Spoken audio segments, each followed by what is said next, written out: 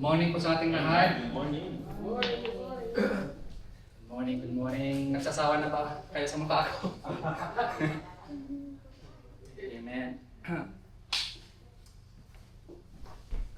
Again po, good morning po sa ating lahat. Welcome to Abide Christian Fellowship. Ako na naman po ang nandito po ngayon sa harap niyo po para mag-share po ng message po ng ating Panginoon. Hindi magsasawa. Bago po ang lahat, tayo muli ay manalangin sa ating Panginoon. Hallelujah, Father God. Maraming salamat, Panginoon, for this opportunity, Lord God, that you give it to us. Thank you, Lord God, for gathering us once again to hear your word. Father God, heal us, Lord God. Heal our heart, Lord God. Bless our heart. Speak to us, Lord God, through your Holy Spirit. No, hindi lang namin mapakinggan through our ears, but mapakinggan namin ng iyong mga salita, Panginoon, through our hearts, Panginoon. Father God, lumalapit kami muli sa inyo, nagpapakumbaba para makinig ng iyong mga salita, Panginoon. And naway ang iyong mga salita na ito, Panginoon, ay mag-stay sa aming puso, isipan. Panginoon, muli kayo ay aming tinataas. Itong mga message niya na ito na aming mapakinggan, Lord God, ay magsilbing ilaw sa aming Panginoon. Magsilbing ilaw sa aming pamumuhay, Panginoon. At magsilbing transformation, Lord God, sa aming buhay. It's not kahit hindi man, Lord God, na overnight aming transformation, but every day, Lord God, kami ay iyong tinatransform ayon sa pagkatawag niyo sa aming Panginoon. Muli po, Panginoon, kayo ang tinataas sa aming buhay, kayo ang tinataas dito sa church na ito, kayo ang tinataas sa aming buhay, at kami po ay iyong ibababa, Panginoon. Muli po, Panginoon, we praise you, we glorify your name, in Jesus' mighty name. Amen. Amen po. So, ang ating pong title po sa ating pag-usapan or ating tatalakayin po for today is nanggaling po sa yung title po is Have the Attitude of Christ Jesus. Have the Attitude of Christ Jesus. And mababasa po natin ito sa Philippians chapter 2, 5 to 11. Pero basahin ko na lang po hanggang sa umpisa sa chapter 1. Verse 1, sorry.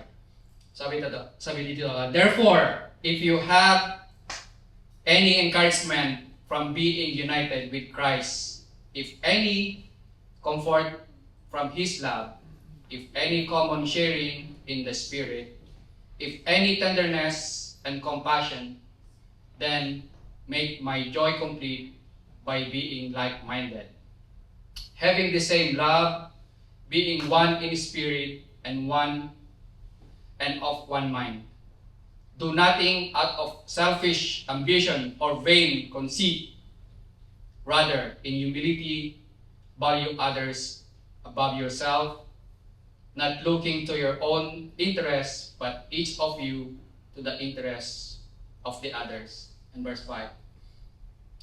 Let this mind be in you, which was also in Christ Jesus, who being in the form of God, though not robbery to be equal with God, but made himself of no reputation, and took upon him the form of a servant, and was made in the likeness of men. And being found in fashion as a man, he humbled himself, and became obedient unto death, even the death of the cross. Wherefore God also hath highly exalted him, and given him a name which is above every name, that at the name of Jesus every knee should bow, of things in heaven, and things in earth, and things under the earth, and that every tongue should confess that Jesus Christ is Lord, to the glory of God the Father. Amen po. So ito po yung na-inspired po ako dito sa message na ito. Napakaganda po. I think it's very timely na mapag-usapan po natin or mapakinggan po natin itong message na ito. Kasi para sa akin po, napakaganda po na talagang tinuturo sa atin ng ating Panginoon para mamuhay to be like Him. Yung humility. Amen. One of the greatest struggle we face is not always persecution, suffering, or lack of resources. It's often the greatest battle is our own pride. Pride says, I deserve better. What about my rights? Why should I be the one to apologize? But God's kingdom operates completely different. The Word teaches us to climb higher. Jesus teaches us to go lower. The Word says, promote yourself. Jesus says, humble yourself. This is exactly what Paul addresses in Philippians. The church in Philippi was a healthy church. But even a healthy church experienced disagreements, and relational tensions. Paul understood that the greatest threat to the church was not persecution from outside, but pride from within. Instead of simply commanding believers to be humble, Paul points them to Christ. Because humility is not produced by rules. Humility is produced by seeing Jesus. That is why the greatest passage of all scriptures, one of the greatest passage of the scriptures is ito daw po, from Philippians chapter 5 verse 11. And what is humility? Ano po ang humility? Minsan po, hindi natin naintindihan kung ano yung humility. Yun po yung paglabas po natin sa NAIA, ang lagkit na agad yung yung pakiramdam natin. Humility, sorry. Sorry. Iba pala yan. Humility is the quality of being humble, free from pride, and having an accurate, modest view of one's own importance. It means focusing less on your own ego rather than thinking of you are worthless. Isa pa po, example, no bragging. You don't need to show off or seek spotlight, di po ba? Open mind means you are ready to listen to others and accept when you are wrong. Another one po, self-forgetfulness. You think less about yourself and more about helping others.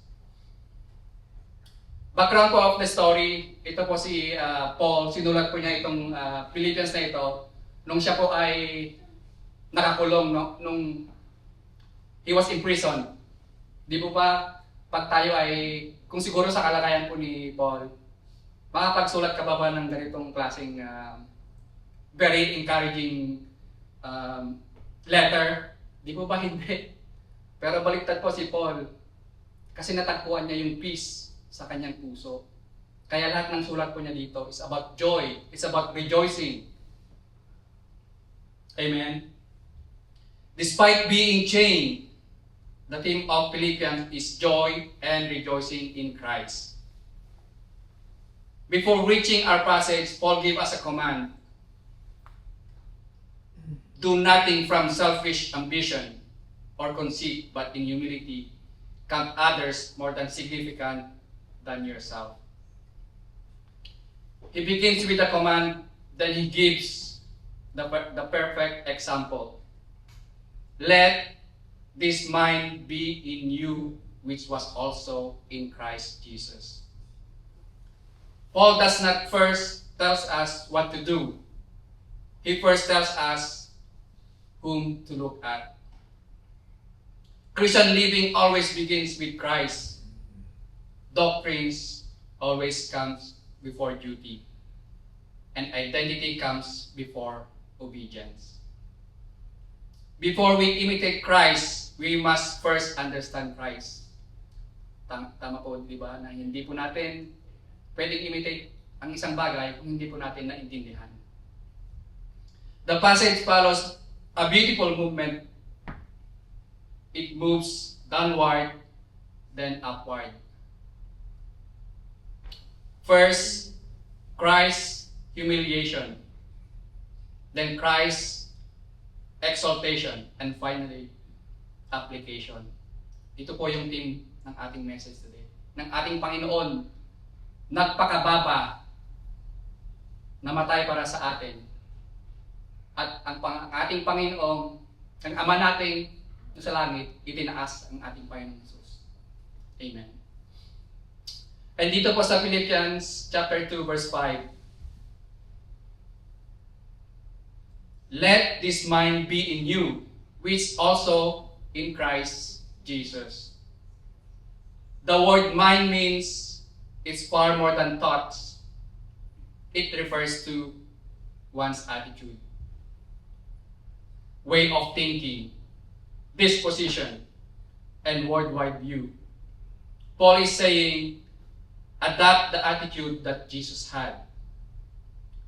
Paul isn't speaking only to individual Christians. Si Paul daw po, hindi lang siya naipag-usap sa isang tao, isang believer, kundi po the whole church, the whole community. Amen. He speaks to the entire church. God wants an entire church shaped by Christ, not just a humble individual, a humble community. Imagine if a believer asks, how can I serve? Instead of, how can I be served?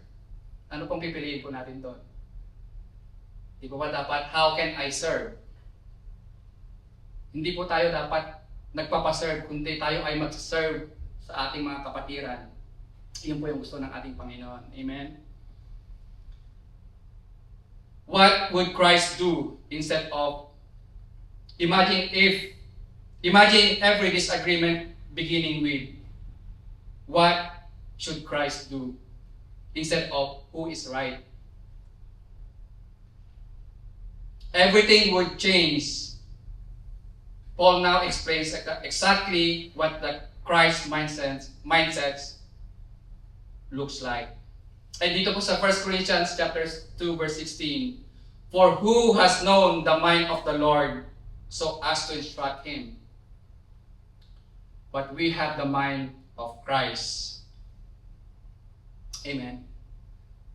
Through the Holy Spirit, the believers are no longer controlled by worldly thinking, but are being transformed to think according to Christ's character and will. And dito naman po sa Romans chapter 12 verse 2, do not conform the pattern of this world, but be transformed by the renewing of your mind. Then you will able to test and approve what God's will is His good, pleasing, and perfect will. Amen. Humility begins with a renewed mind. Our attitude changes before our actions change. Kailangan daw po may i-renew muna natin ang ating kaisipan. Ito daw po muna ang una nating i-change bago yung attitude natin. Tama po ba? Kasi hindi naman po yung attitude lang yung hindi naman, kasi dapat magka-connect yun eh. Yung mind mo, kung ano yung nasa isip mo, yun din yung gagawin mo, yun yung magiging action mo. Amen? And secondly po, Christ's humiliation, the king who came down. Dito sa Philippians chapter 2 verse 6 to 8. Who being in the form of God, though it not robbery to be equal with God, but made himself of no reputation, and took upon him the form of servant, and was made in the likeness of men. And being found in fashion as a man, he humbled himself and became obedient unto death, even the death of the cross. Paul describes this descending step by step ng ating Panginoon. Dinescribe niya kung paano po ang ating Panginoong Hesukristo naggaling sa langit, bumaba sa mundo natin, at namatay po sa krus.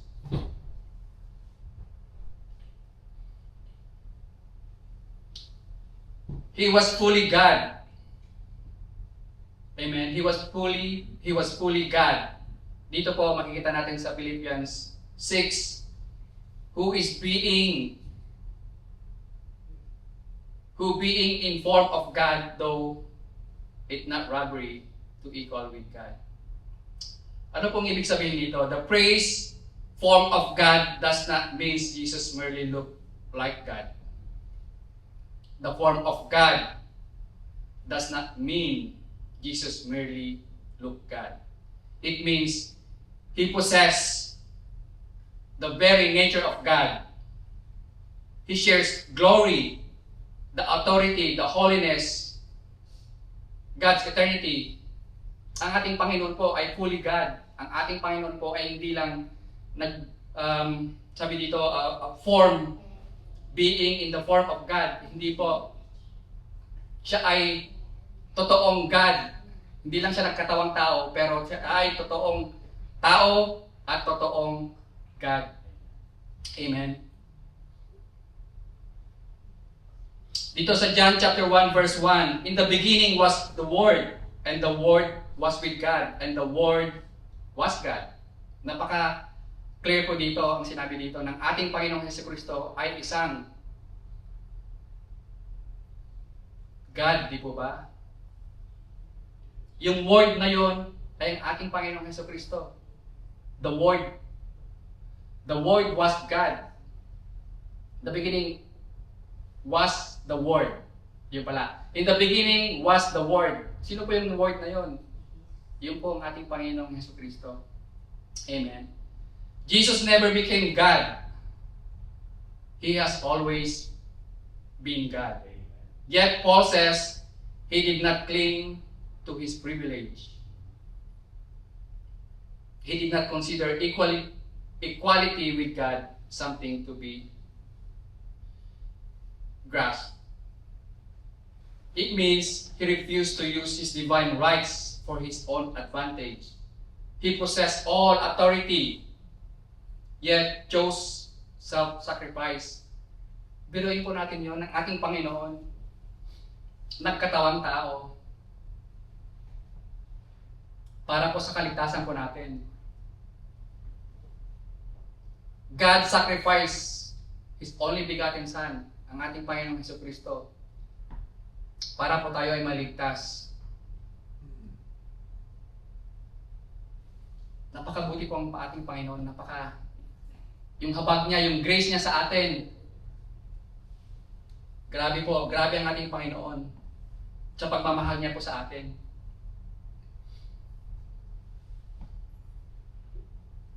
True humility is not weakness. True humility is strength under control.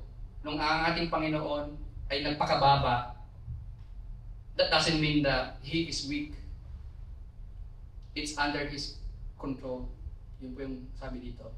Nang ating Panginoong Hesukristo ay naging servant para sa atin, that doesn't mean na hindi niya kontrol lahat ng mga bagay nito. Amen. Many of our conflicts begin because we insist on our rights. Many of our conflicts begin because we insist on our rights. Diba ito yung ano natin? Ito yung pride po natin eh. Yung my opinion does matter. My position, my recognition. Ito po yung nature po natin. Ito po yung nature ng mga tao na gusto natin marinig yung opinion natin, na yung opinion natin ay masunod. Yung position po natin, kung ano man yung kalagayan natin sa buhay. Sometimes, ito na yung nalalagay natin sa isip natin na mas mataas ako dito dahil yung position ko mas mataas kaysa sa isa. And sometimes po yung recognition, nagsisik tayo ng recognition, nagsisik tayo lagi ng pag may ginawa tayo, gusto natin ma-recognize agad tayo, gusto natin sabihin ng iba, yung alam mo yung nakakarinig tayo ng pag-praise ng iba, yun po yung after natin eh, pag may ginagawa tayong something na it benefits ourselves rather than benefits other. Amen. But Jesus possessed infinitely more rights. Jesus possessed infinitely more rights than we do. Yet willingly surrendered them for our salvation. Na dapat ang ating Panginoon, dapat siya yung mas may karapatan na magyabang, mas may karapatan to say all this. Pero anong ginawa po ng ating Panginoon?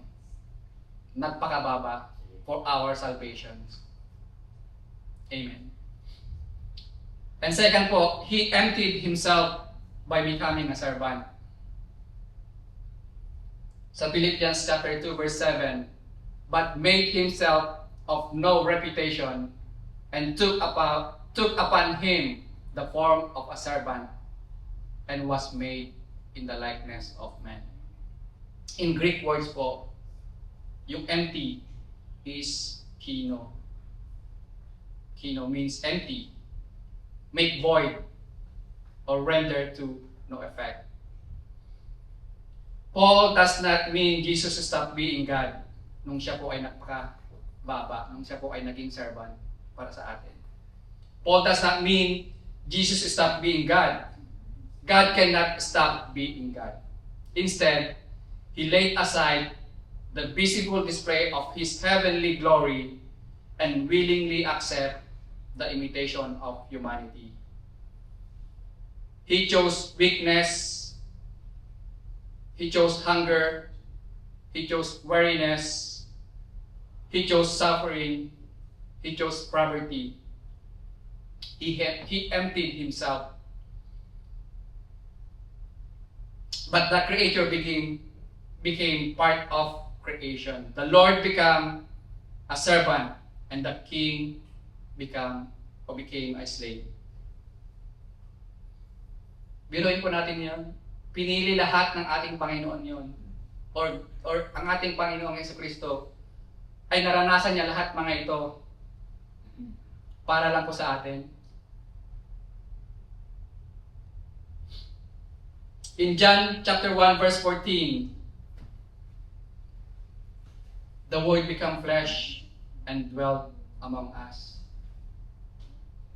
Sa 2 Corinthians naman po, 8-9, For ye know the grace of our Lord Jesus Christ, that though He was rich, yet for your sakes He became poor, that ye through His poverty might be rich.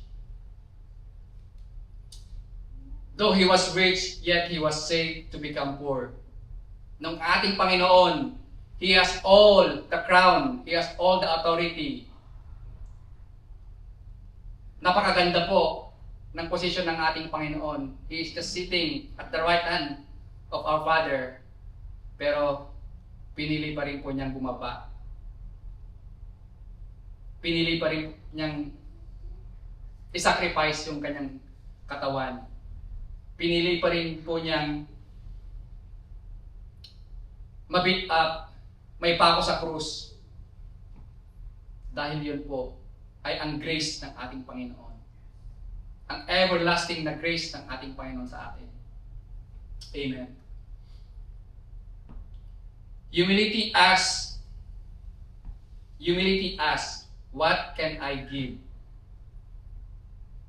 Pero ang pride asks, what can I get? Ito po ang katanungan natin sa atin, sarili. The question for us is, what privilege are we unwilling to surrender for the sake of the others? Ang tinuturo ng humility po, what can I give? Ano daw po ang pwede nating maitulong? Ano daw po ang pwede nating maibigay para sa kakabuti po ng ating mga kapatiran? And pride asks, kabaliktaran po, what can I get? Madalas po ito yung nangyayari po sa atin. Instead na tayo ay magbigay, instead na tayo ay i-sacrifice natin yung sarili natin para sa mga kapatiran, mas inuuna pa natin yung sarili natin. Mas inuuna nating maghakot kaysa magbigay. Amen. Another one, he humbled himself through obedience. And dito naman po sa Philippians chapter 2 verse 8, and being found in fashion as a man, he humbled himself and became obedient unto death, even the death of the cross. Paul now takes us even lower. Nang ating Panginoon became a man, but he did not stop there. He humbled himself and became obedient unto death, even death on the cross. Nobody forced him, but Jesus willingly obeyed. In Gethsemane, he prayed, not my will, but yours be done. His humility is seen in his obedience. Adam disobeyed in the garden, and Jesus obeyed in the garden. Adam brought death, and Jesus brought life. And Paul adds, even death on a cross, to us the cross is a symbol of hope. The first century, ang mga unang tao daw po, the first century people, ang cross daw po, it's a symbol of shame. It's a symbol of criminals. It reserved for criminals, slaves, and rebels. Pero sa ating po, mga Kristiyano, the symbol of cross is a salvation. The one worshipped by angels accepted the most humiliating death can imaginable. The one who created mankind allowed mankind to nail him into a cross. And yan po ang pagmamahal ng ating Panginoon. Basahin po natin ulit. Allow the one who created mankind allowed mankind to nail him to a cross. Diba? Ang ating ang ating creator, inalaw niya na magpa-pierce sa kanyang mga creation. And that is love. That is love. Amen. Consider the downward journey sa ating Panginoon, yung buhay po ng ating Panginoon. From heaven to Bethlehem, to Nazareth, to servanthood, rejection, to suffering, to Calvary. Every step downward was motivated by love. Ginawa po niya ito alang-alang po sa pagmamahal sa atin. Birin po natin, ang ganda-ganda na po ng buhay po ng aking Panginoon sa heaven. Nagpakababa po siya. Naranasan niya po lahat ng mga ito. Dahil po sa pagmamahal po niya sa atin. Amen. Next slide, ate. And dito naman po, Christ's exaltation, God lifted up the humble king. Dito na po sa Philippians chapter 2 verse 9 to 11. Wherefore, God also had highly exalted him and given him a name which is above every name, that at the name of Jesus every knee should bow, of things in heaven and things in earth and things under the earth, and that every tongue should confess that Jesus Christ is Lord, to the glory of the Father, of God the Father. Dito na po, sinabi na po ni Paul, yung kanina sa first verses, sinasabi dito ng ating Panginoon ay nagpakababa, hinambol ang kanyang sarili para sa atin. Ito na po, binibigyan niya po ang ating Panginoon, our God, the Father, nire-rewardan na po ang ating Panginoon Jesucristo. Paul now shifts dramatically. The direction changes. It's no longer downward. It is now upward. Notice the first word, therefore. This connects Christ's humiliation with his exaltation. Because Christ humbled himself, God exalted him. This is God's pattern throughout the scripture. Humility precedes honor. The cross precedes the crown. Amen. God highly exalted him.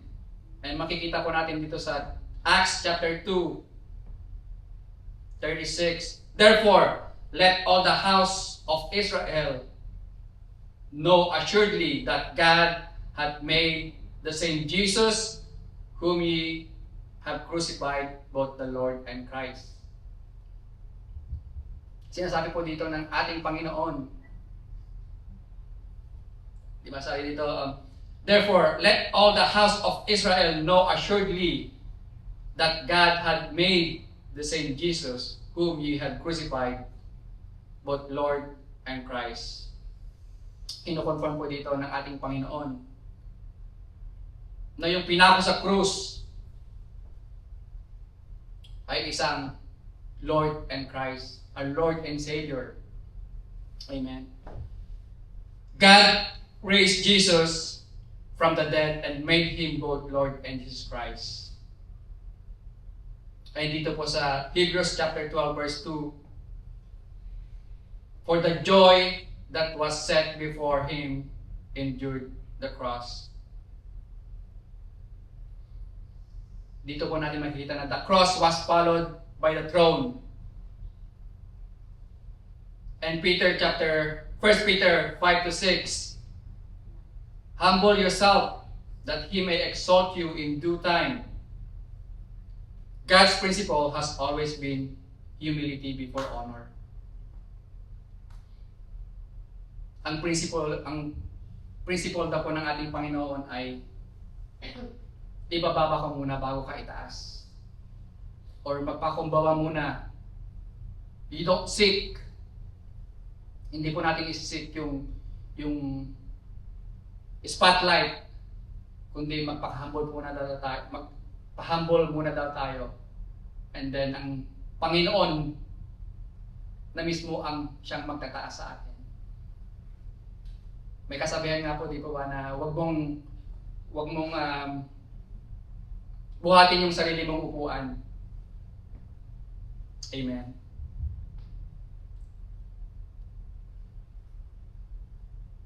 Every knee will bow. Every knee will bow. Sa Philippians chapter 2, verse 10 to 11, that at the name of Jesus every knee should bow, of things in heaven and things in earth and things under the earth.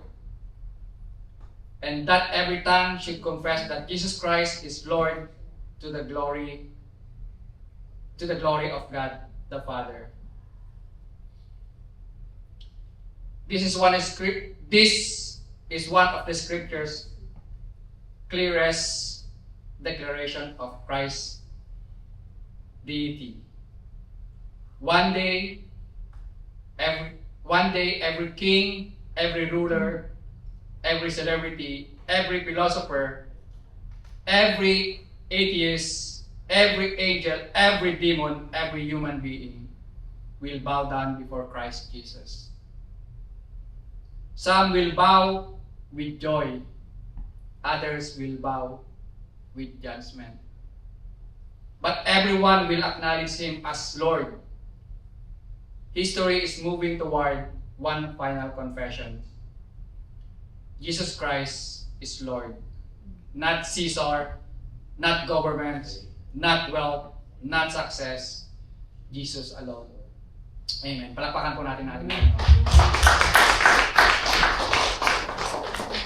And Paul says, all of this brings glory to God the Father. The Father's purpose has always been to glorify the Son. Amen. And our response, living with the mind of Christ, let this mind be in you, which was also in Jesus Christ, in Christ Jesus. The goal of this passage is not simply to admire Jesus. It is to become like Him. The church must reflect Christ. Di ba sabi dito, the church must reflect Christ. Hindi po individual. First, instead of demanding our rights, we willingly serve. Second, instead of seeking recognition, we seek faithfulness. Third, instead of climbing over others, we lift others up. And fourth, instead of asking what benefits me, but we ask what glorifies Christ. This is how churches remain united. And this is how the gospel becomes visible. People should see Christ's humility in us. Katulad po ng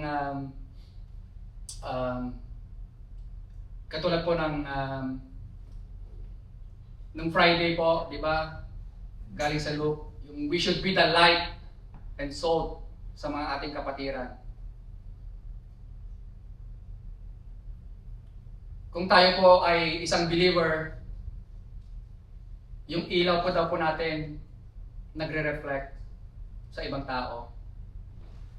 Kung ano po yung mga ginagawa natin as a Christian, na-encourage po mga ibang tao para mapalapit sa ating Panginoon. We should be a good example para po makalapit ang mga non-believer sa ating Panginoon. Kaya wag po nating itago ang ating ilaw. Wag po nating itago o maging good example po tayo para sa ibang mga kapatiran natin para mas mapalapit pa sila sa ating Panginoon. Ang goal lang po natin is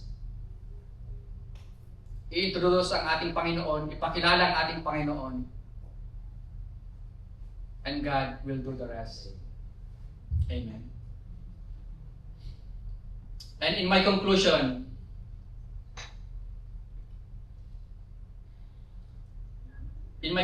po, na-inspired po ako dito sa message na ito na to the point na dapat si Pastora Gladys yung nandito. Na-inspired po ako dito sa message na ito dahil last Monday po, after ng appointment po ni Matthew, meron pong isang nakilala ko pa sa Starbucks. And sa kasamaang palad po, he is a homeless. Pero siya po yung nagturo sa akin ng message na ito. Yung message niya na ito, sabi niya sa akin, oh, kasi nakita niyo yung nakita niyo yung damit ko. You know God. Do you believe in God? Sabi ko, yes, I do believe in God.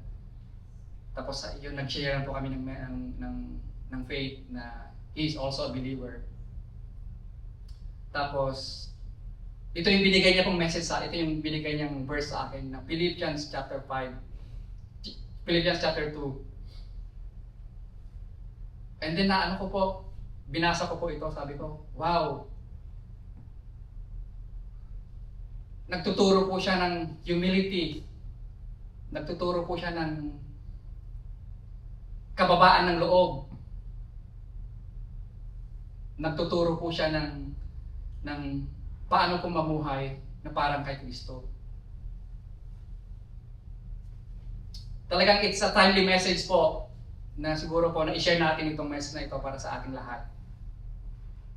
Na hindi lang po natin dapat iniisip yung sarili natin, kundi bagkos isipin natin yung ating mga kapatiran, yung mas isipin natin yung iba kasi sa atin po. Mas isipin po natin yung mga mahal natin kasi sa ating sarili po. At napakaganda po kasi yung pangalan ng lalaking ito na nakilala ko. Siguro this is coincidence na naman. Michael po yung pangalan ng lalaking ito. Which means, tingnan ko po, Michael is a heavenly archangel, a leader of God's army. And ito po, a protector of God's people. Naniniwala po ako na this message po ay talagang binigay ng ating Panginoon, and God uses angel para i-deliver po yung message nito. Amen po. Kaya na-inspired po ako, nagawa po itong message na ito para marinig po nating lahat ng pagmamahal po ng ating Panginoon. Ng ating Panginoong Jesucristo, nagpakababa. Meron po siyang position, meron siyang throne, meron siyang crown. Pero bumaba po siya sa langit, namatay sa krus ng Kalbaryo, nabuhay muli para po tayo ay may ligtas. Para magkaroon po tayo ng salvation. At yun po ang message po ng ating Panginoon. Glory to God. So ay tumayo at malalangin sa ating Panginoon. Heavenly Father, maraming salamat po, Lord God, for your wonderful message, Lord God. Naway yung mga message, Lord God, ay maliwanag po sa aking mga kapatiran, Panginoon. Panginoon, kung ito man ay hindi masyado naintindihan, kayo na po bahala, Lord God, ang magpaintindi sa aming mga kapatiran na ito. Let your Holy Spirit, Lord God, ang siyang makausap sa aming mga kapatid na ito. Mga kapatid namin nandito sa church, mga kapatid namin na nakikinig sa Facebook Live, mga kapatid namin makikinig pa sa message na ito. I know, Lord God, na hindi ako worthy dito, Lord God, na nandito sa harapan para mag-share ng iyong salita. But through your grace, Panginoon,